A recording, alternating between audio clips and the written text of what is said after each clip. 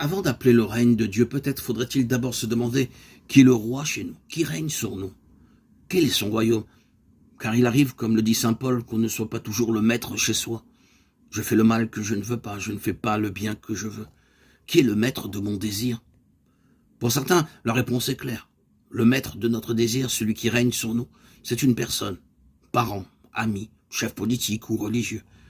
Ou c'est une idéologie, et on essaiera de conformer ses actes aux ordres de ce maître plus ou moins exigeant pour entrer dans ce qu'il appellera son royaume, sa famille, son parti ou son église. Pour d'autres, c'est la peur qui règne en maître, peur de ne pas être aimé, de ne pas être comme tout le monde, de souffrir, de manquer, de mourir. À chacun sa peur particulière, nourrie et entretenue souvent par des angoisses collectives, qu'elles soient économiques, guerrières ou climatiques. Le royaume de celui qui règne par la peur, c'est le monde avec sa violence, ses défenses, ses méfiances. Ce qui règne sur la plupart d'entre nous, c'est notre passé. Ce sont nos souvenirs qui dictent nos comportements et nous font vivre sous la loi des 2 maîtres précédents, l'attraction et la répulsion, le désir et la peur.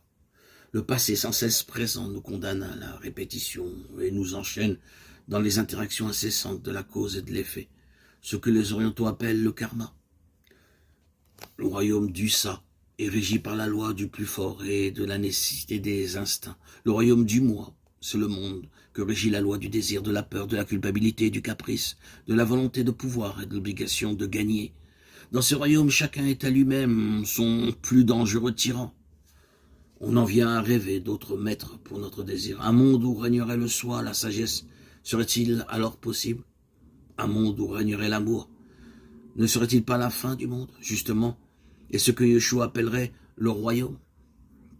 S'agit-il d'un rêve, d'un déni de la réalité, d'une utopie, d'un désir en tout cas?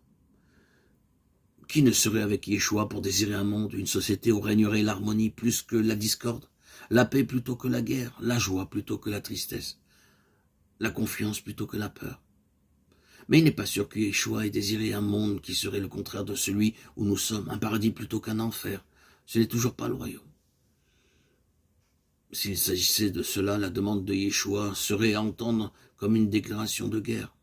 Le royaume de Dieu contre le royaume du diable. Et c'est ainsi que l'on a entendu certains chrétiens désireux de se ranger sous la bannière d'un Christ royal ou général, fils d'un Dieu vengeur, capable d'anéantir tous les méchants qui s'opposent au règne de notre belle démocratie.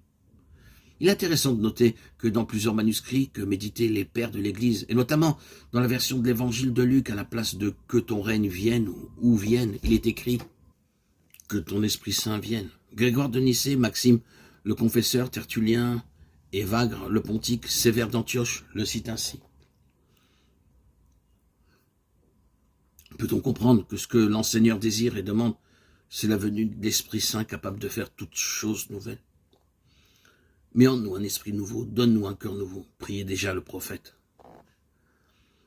Métanoïette disait convertissez-vous, c'est-à-dire changez d'esprit. Et non seulement un esprit saint, S-A-I-N, mais un esprit saint, S-A-I-N-T. Laissez régner en vous l'esprit du Père, qui est don, et l'esprit du Fils, qui est accueil. Il y a dans cette demande un grand désir de liberté, un grand désir de sortir de toutes les formes de tyrannie intérieure ou extérieure, consciente ou inconsciente, de sortir de toutes les formes d'esclavage, que ce soit ceux des instincts, des émotions ou des idées. Être délivré aussi du plus pernicieux de tous ces esclavages, celui qui prétend n'avoir ni Dieu ni maître et qui demeure sous la férule et les caprices de son ego.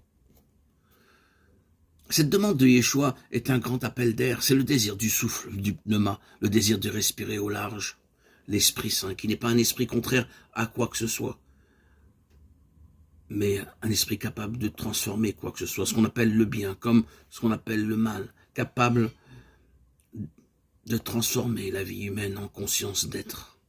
Je suis.